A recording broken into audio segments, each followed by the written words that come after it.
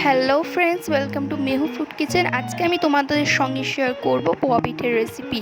এই শীতের সময় নরম তুলতুলে পোয়া পিঠে খেতে খুবই সুন্দর লাগে, আর আজকে আমি এই রেসিপিটা তোমাদের সঙ্গে খুব সহজভাবে শেয়ার করব। তো চলো ভিডিওটা সম্পূর্ণ দেখবে বন্ধুরা, এবং ভালো লাগলে আমার চ্যানেলটাকে সাবস্ক্রাইব করে দেবে আরও নতুন ভিডিও পাওয়ার জন্য। তো চলো দেখো।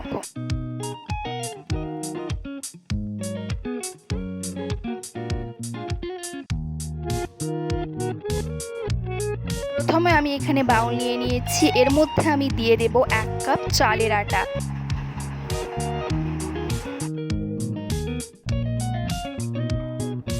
এবার দিয়ে দেব সমান পরিমাণ, অর্থাৎ আর 1 কাপ আমি দিয়ে দেব এখানে গমের আটা।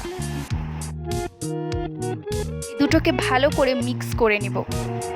বন্ধুরা, গমের আটা দিলে এই পিঠেটা অনেকটা নরম হয়। দিয়ে দেব একটু লবণ। এবার আমি দিয়ে দেব গুড়। বন্ধুরা, এটা হচ্ছে খেজুরের গুড়, এটা তোমাদেরকে দিয়ে দিতে হবে এর মধ্যে।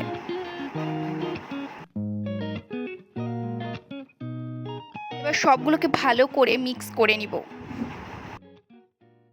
অল্প অল্প জল দিয়ে ব্যাটারটাকে পাতলা করে নিব।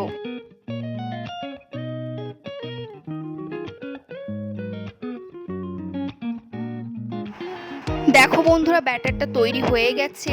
তোমাদেরকে আমি থিকনেসটা দেখিয়ে দিচ্ছি। এটা এরকম ঘন হবে, এবং আঙুল দিয়ে দেখলে তোমরা বুঝতেই পারবে যে এটা আমার পুরো আঙুলটাকে কভার করে নিচ্ছে।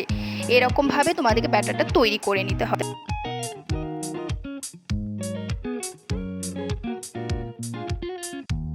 এবার দিয়ে দেবো কড়াইয়ে সর্ষের তেল। বন্ধুরা, সর্ষের তেল দিয়ে ভাজতে হবে, বেশি ভালো হয়। তোমরা চাইলে এখানে সাদা তেলও ব্যবহার করতে পারো। তেলটা এখন গরম হয়ে এসেছে, হাই ফ্লেমে গরম করে নিতে হবে। এবার দিয়ে দিতে হবে ব্যাটারটাকে। এখানে আমি 1 চামচ ব্যাটার দিয়ে দিচ্ছি।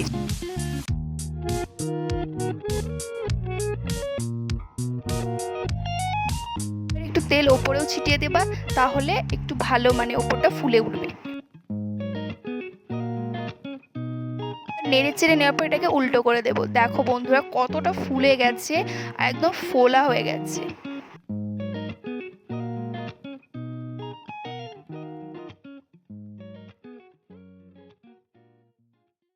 পোয়া পিঠাটা পারফেক্টলি ভাজা হয়ে গেছে।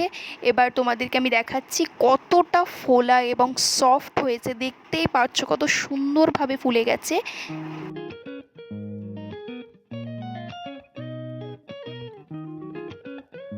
তো এটা ছিল আমার আজকের পোয়া পিঠার রেসিপি। ভালো লাগলে অবশ্যই লাইক করে চ্যানেলটাকে সাবস্ক্রাইব করবে আরও নতুন নতুন ভিডিও পাওয়ার জন্য। Thank you.